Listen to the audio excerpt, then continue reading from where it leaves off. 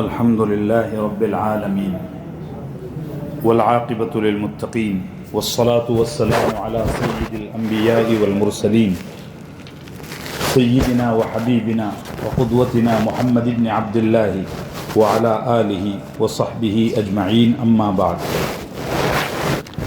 قال تعالى في كتابه المجيد والفرقان الحميد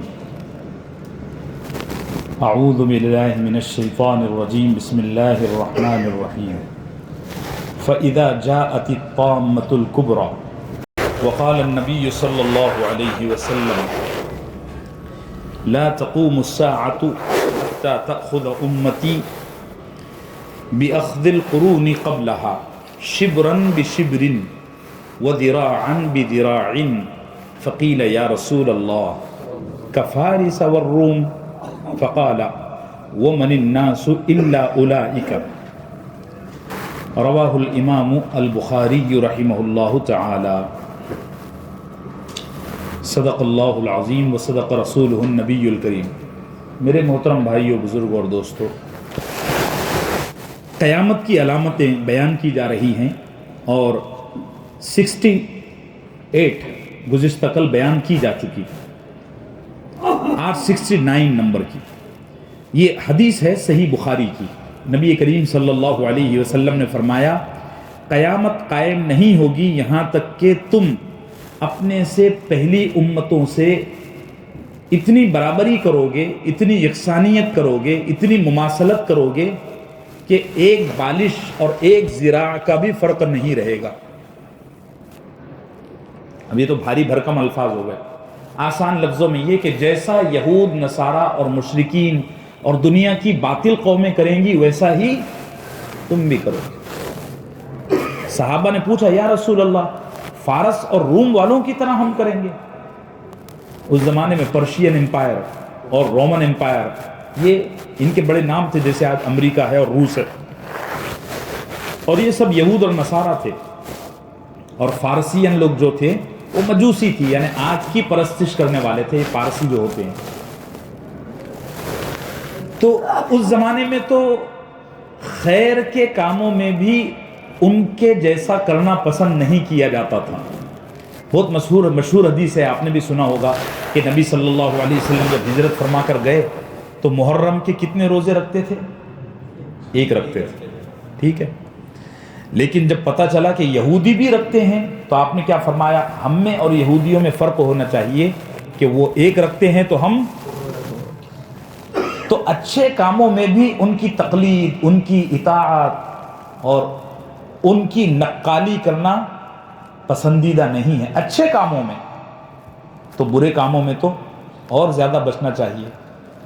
اب اس میں کتنے بچے ایسے ہیں جنہوں نے اپنے بالوں کی کٹنگ سے لے کر ڈریس اور یہاں تک کھیل کود، یہ سب ان کے دیے ہوئے ہیں۔ تو میرے بھائیوں، یہود اور نصارہ کی تقلید سے، ان کی نقالی سے بچنے کی کوشش کیجیے اور اپنے آپ کو مسنون زندگی میں ڈھالیے۔ زندگی کا جو سنت طریقہ ہے یہ سب سے زیادہ ماڈرن ہے، اور قسم ہے رب العالمین کی تم کو عزت، کامیابی صرف اسی طریقے میں ملے گی۔ افسوس یہ ہے کہ آج دنیا کی تمام قومیں ہم کو کہہ رہی ہیں کہ تم اپنے دین پر آ جاؤ، پھر تم کو کامیابی ملے گی، لیکن ہم ہیں کہ سننے کو تیار ہی نہیں ہے۔ اللہ ہم کو سمجھ عطا فرمائے۔ یہ قیامت کی علامتوں میں سے تھا جو پورا ہو گیا۔ چلیے علامت نمبر 70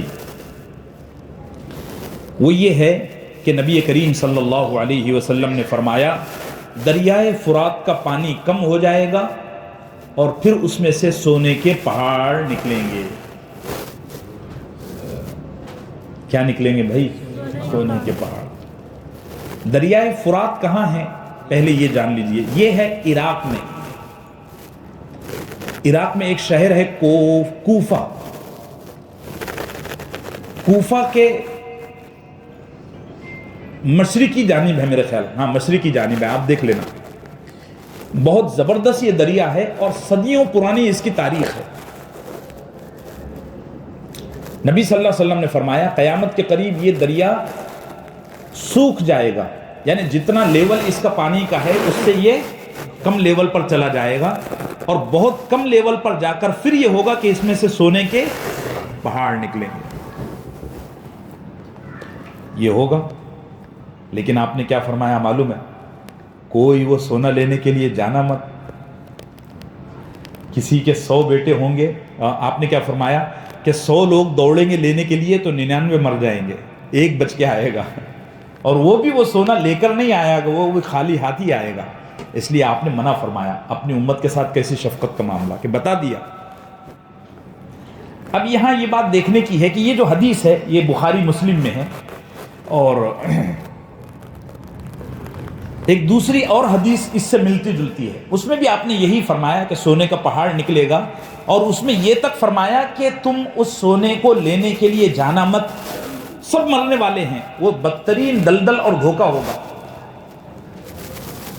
اب یہ جو حدیث ہے اور اس معنی کی اور دیگر تمام حدیثیں، یہ تمام کی تمام حدیثوں کو ملا کر بہت سارے علماء نے یہ مطلب نکالا ہے کہ اس دریا سے سونے کا پہاڑ نکل چکا ہے، پیٹرول کی شکل میں۔ پیٹرول ہے نا عراق میں، پیٹرول کی شکل میں۔ لیکن یہ جو تشریح کی جاتی ہے اس حدیث کی، یہ قابل قبول نہیں ہے۔ آقا نے سونے کا پہاڑ فرمایا تو سونے کا ہی نکلے گا، پیٹرول یا ڈیزل یا اور کوئی گیس، ابھی گیس ویس نہیں نکلنے والا ہے۔ اپنے یہاں گٹروں سے نکلتا تھا پہلے گیس، ایسا کچھ سنا تھا بھائی میں نے، تو گیس ویس بھی نہیں نکلنے والا ہے۔ ہاں، اللہ اللہ خیر صلی اللہ۔ اچھا، اگر یہ سب چیزیں ہوتی نا تو آقا کے الفاظ اس کی گواہی دے دیتے۔ آپ نے کیا فرمایا؟ پانی نیچے جائے گا، یعنی دریا کا پانی پہلے سوکھے گا اور پھر سونے کے پہاڑ نکلیں گے۔ پیٹرول اور یہ جتنی معدنیات ہیں، ان کے نکلنے کے لیے پانی کا نیچے جانا ضروری نہیں ہے، اور نہ گیا۔ وہ پیٹرول کی جو دھمال پوری دنیا میں مچی ہوئی ہے، یہ 1970 سے مچی ہوئی ہے۔ 1924 میں عرب ملکوں میں پیٹرول نکلا، گلف میں، تب سے پوری دنیا کی وہاں پر نگاہ خراب ہے، اور لوگ مر رہے ہیں، بہت مر رہے ہیں۔ یہ بھی بہت بڑا فتنہ ہے، یہ بھی کم نہیں ہے۔ اس کو دیکھ کر عبرت حاصل کرنی چاہیے کہ اس کا یہ حال ہے تو جب یہ نکلے گا تو کیا حال ہوگا، اور یہ نکلے گا۔ اور اس حدیث پر پورے دنیا کے سائنسدانوں کی اور دریائے فرات پر نظر ہے۔ آپ یہ بات یاد رکھنا، قرآن اور حدیث پر ہمارا ایمان تو ہے مگر ہم نظر نہیں رکھتے۔ آقا نے فرمایا جو بھی لینے کی کوشش کرے گا وہ ہلاک ہو جائے گا۔ میں کیا بتا رہا تھا کہ اس حدیث کی جو تشریح ہے وہ کچھ علماء نے پیٹرول سے کی ہے، تو پیٹرول کا مراد لینا اس میں معنی صحیح نہیں ہے، سونے کا ہی پہاڑ نکلے گا۔ چلیے، علامت نمبر 71 وہ یہ ہے کہ نبی کریم صلی اللہ علیہ وسلم نے فرمایا انسان کے بدن کے اعضاء، اسی طریقے سے درندے، اسی طریقے سے جوتوں کے فیتے، یہ سب باتیں کریں گے۔ یہ سب کیا کریں گے؟ باتیں کریں گے۔ پوری کائنات میں صرف 2 ہی مخلوقات بات کر سکتی ہیں، ایک انسان اور ایک جنات۔ فرشتوں کو بھی آپ ایڈ کر سکتے ہیں، مگر ان کا اس کائنات میں خدمات والا معاملہ ہے۔ انسان اور جنات اس کائنات کی بہت اہم مخلوق ہے، خاص طور سے انسان۔ لیکن آقا نے کیا فرمایا؟ قیامت کے قریب یہ سب بے جان چیزیں بات کریں گی۔ اچھا، ایک بات تو یہ ہے کہ کوئی جاندار چیز اگر بات کر رہی ہے تو حیرت کی بات نہیں ہے، ہو سکتا ہے ایسا ہو جائے۔ لیکن بے جان چیزیں جیسے پتھر ہو گئے، جیسے جوتے کا تسمہ ہو گیا، جس سے آپ جوتے کو باندھتے ہیں، لیس، وہ تک بات کریں گے۔ اور حتیٰ کہ انسان کے بدن کے اعضاء بھی بات کریں گے، انسان کی ران بات کرے گی، انسان کے ہاتھ بات کریں گے۔ اب یہ کیسا ہوگا اللہ بہتر جانتا ہے، لیکن اس زمانے میں ٹیکنالوجی جس لیول پر چلی گئی ہے اس سے تو اندازہ ہو رہا ہے کہ ہو سکتا ہے اس حدیث کی وہ مراد ہو، واللہ اعلم۔ جی پی ایس ہے، یہ سب آپ میرے سے زیادہ جانتے ہیں، سب باتیں کر رہے ہیں کہ نہیں کر رہے ہیں؟ ہم گاڑیاں چلاتے ہیں، وہ ہم کو اشارے دیتا ہے، بات بتاتا ہے، سارا راستہ بتاتا ہے، لیفٹ ٹرن، لیفٹ رائٹ، ایسا سب بولتا ہے نا، سنتا ہوں میں کبھی کبھار۔ یہ سب باتیں ہی تو ہیں۔ درندے بھی کلام کریں گے، یہ واقعہ نبی صلی اللہ علیہ وسلم کے زمانے میں ہو چکا. ایک دفعہ کیا ہوا, مدینہ منورہ میں ایک یہودی بکریاں چرا رہا تھا. وہ چراتے چراتے چراتے مدینے کے بہت باہر نکل گیا, تو اس کی ایک بکری کو بھیڑیے نے پکڑ لیا. وہ ڈنڈا لے کے بھیڑیے کے پیچھے بھاگا, تو وہ چھوڑ نہیں رہا تھا. تو اس نے کیا کیا کہ ڈنڈا زور سے اس کو مارا. اس بھیڑیے نے بکری کا بچہ چھوڑ دیا. وہ بچہ چھڑا کر لایا, تو جب واپس آ رہا تھا نا, تو بھیڑیا شان سے ایک پتھر کی چٹان پر بیٹھ گیا, اپنی دو ٹانگوں کے بیچ میں ڈالا, اور وہاں سے کہنے لگا میرا رزق اللہ نے اتارا تھا, تو لے کے بھاگ گیا. بھیڑیا انسان کو کہہ رہا ہے. تو وہ پہلے تو وہ آزو بازو دیکھا, کوئی نہیں ہے بھائی. پھر اس نے کہا تو نے میرے ساتھ بڑی زیادتی کی, یہ میرا رزق تھا تو نے چھین لیا, لا مجھے کھانے کے لیے دے. تو اس نے کہا بھیڑیے کب سے بات کرنے لگی؟ تو بھیڑیا کہنے لگا اچھا تعجب ہو رہا ہے آپ کو, میں بات کر رہا ہوں. ہاں تعجب ہی کی تو بات ہے. پھر اس بھیڑیے نے کہا کہ اس سے زیادہ تعجب کی بات یہ ہے کہ حجاز میں, مدینہ منورہ میں ایک نبی آ چکا ہے, اور وہ غیب کی بہت ساری باتیں بتاتا ہے. ان تمام معجزات کو دیکھ کر تم اس پر ایمان نہیں لا رہے, یہ میرے بات کرنے سے زیادہ تعجب کی بات ہے. وہ یہودی سب کام چھوڑ کر نبی صلی اللہ علیہ وسلم کی خدمت میں آیا اور سارا واقعہ سنایا. آپ نے فرمایا سبحان اللہ, قیامت کی یہ علامت ہماری نگاہوں کے سامنے پوری ہو گئی کہ ہم دیکھ رہے ہیں کہ درندے بے زبان جانور باتیں کر رہے ہیں. یہ علامت نبی صلی اللہ علیہ وسلم کے زمانے میں ہی پوری ہو گئی. قیامت کے قریب بھی ایک جانور نکلے گا مکے کے ایک پہاڑ سے, اس کا تذکرہ آئے گا بڑی علامتوں میں, آپ سنیں گے انشاءاللہ. وہ پہاڑ میں سے نکلے گا اور انسانوں سے باتیں کرے گا. جب وہ نکل جائے گا تو پھر کسی کا ایمان, کسی کی توبہ قبول نہیں ہوگی. ایک تفصیلی موضوع ہے. چلیے آیت نمبر, علامت نمبر 72 وہ یہ ہے کہ نبی صلی اللہ علیہ وسلم نے فرمایا لوگ دنیاوی معاملات کی وجہ سے ایک دوسرے کو قتل کریں گے. چھوٹے چھوٹے دنیاوی معاملات کی وجہ سے. کیوں پیپر میں آپ نے نہیں پڑھے تھے کہ 2 بھائیوں نے, 2 کزن میں جھگڑا ہوا ایک انڈے پر, اور اس نے اس کو بے دردی سے قتل کر دیا. 5-6 سال پہلے اخبار میں ایک خبر آئی تھی کہ مسجد میں پنکھے کے نیچے 2 لوگ نماز پڑھنے پر جھگڑا کیے, دونوں میں سے ایک نے دوسرے کو قتل کر دیا. اور 4-5 لاکھ 6-7 لاکھ 10 لاکھ روپے کے مرڈر ہونا تو عام بات ہو گئی. آپ کے الفاظ کیا ہیں؟ آپ نے فرمایا یقتل بعضهم بعضا علی الدنیا, دنیا کے واسطے قتل کریں گے یا تھوڑی سی کمائی کے واسطے قتل کریں گے. مثال کے طور پر 2 لوگوں کا جھگڑا ہوا, ایک نے دوسرے کا 10 لاکھ روپے ڈبا دیا, ڈبایا نہیں ڈبانے کے چکر میں ہے, تو اس نے اس کو قتل کروا دیا.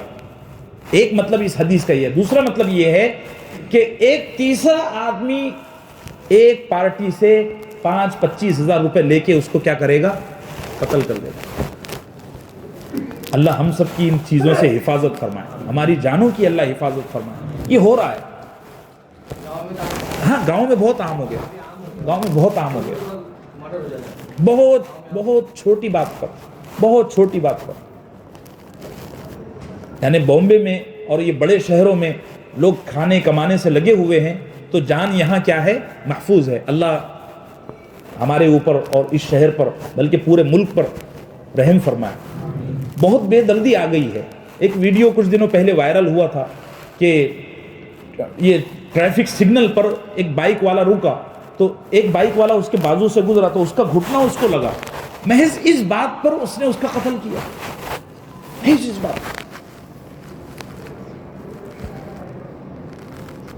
بہت اچھا. یہ حدیث کا ایک مطلب یہ بھی ہے کہ قیامت کے قریب قتل کرنا ایک پیشہ بن جائے گا. قیامت کے قریب قتل کرنا ایک پیشہ بن جائے گا, جس کو ہمارے بامبے کی زبان میں بھائی گیری آپ کہہ سکتے ہیں. یہ سب لعنتیں ہیں. یہ سب کیا ہیں؟ لعنتیں. بچوں پڑھو لکھو, اچھے انسان بنو. تم کو کوئی دیکھے تو اس کا دل خوش ہو جائے, ایسے انسان بنو. کیسے انسان؟ تم کو کوئی دیکھے تو اس کا دل خوش ہو جائے, دل کو ٹھنڈک ملے, والدین بھی خوش ہوں. اس کا دیکھیے زندگی میں یہ بھی ہوتا ہے کہ تم سے بہت سارے لوگ بلا وجہ ناراض بھی رہیں گے, یہ وہ لوگ ہیں جن کو سڑک پر گاڑی چلانا نہیں آتی، لیکن تم نے اپنی گاڑی کو حفاظت سے رکھنا ہے۔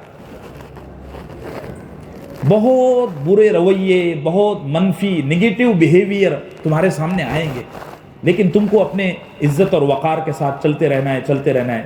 60-70 سال کی زندگی ہے، کتنا ہی لوگ تم کو ستا لیں گے۔ ہمارے یہاں مہاراشٹر میں پہلے قتل اتنا بڑا سمجھا جاتا تھا، اتنا بڑا سمجھا جاتا تھا، اتنا بڑا سمجھا جاتا تھا، اور اب یوں قتل ہوتے ہیں، یوں قتل ہوتے ہیں۔ مارا، پڑھ کر کے گرا تو 2-3 لوگوں نے اور مارا، وہ مر گیا، چلے۔ اور لا قانونیت کا جو عالم ہے وہ اب میرے سے زیادہ آپ کے سامنے ہے۔ کچھ نہیں ہوتا، وہ ضمانتی ہو جاتے ہیں، بلکہ قتل کرنے والے جبار بن جاتے ہیں، جابریت ان کے مزاج میں آ جاتی ہے، پھر محلے کے لوگ ان سے اپنے مسائل، وہ ایک طرح کے مسیحا بن جاتے ہیں۔ اور لوگ کیا کہتے ہیں، یہ سب سے بدترین بات ہے جو میں آپ سے عرض کر رہا ہوں، لوگ کیا کہتے ہیں، مرنے والے بھی اچھے نہیں تھے۔ ارے بھائی، دنیا میں کوئی بھی 100% پرفیکٹ نہیں ہے۔ اگر آج تم یہ کہہ رہے ہو نا کہ مرنے والے بھی اچھے نہیں ہیں، تو پھر کل کو تمہارے قتل کے بعد بھی لوگ یہ کہیں گے مرنے والے بھی اچھے نہیں تھے۔ یہ سلسلہ چلتا رہے گا۔ دیکھو، کبھی بھی برے کام کو سراہا مت کرو، چاہے وہ کتنے بھی اچھے مقصد کے لیے کیا جائے۔ بغیر وضو کے اگر کوئی آدمی نماز پر کھڑا ہو جائے بغیر وضو کے، اور وہ یہ کہے کہ میں نماز تو پڑھ رہا ہوں، وضو کی کیا ضرورت، تو علماء کیا کہتے ہیں، وہ کافر ہو جائے گا۔ حالانکہ وہ کیا کر رہا ہے، نماز پڑھ رہا ہے۔ تو کوئی آدمی اپنے چھوٹے سے مقصد کو پورا کرنے کے لیے اگر کسی کی جان لے لے اور وہ یہ کہے کہ وہ بھی تو صحیح نہیں تھا، تو اس کی یہ بات مانی نہیں جائے گی۔ اللہ ہم سب کو صحیح سمجھ عطا فرمائے۔ چلیے، 72 علامتیں ہو گئی بھائی۔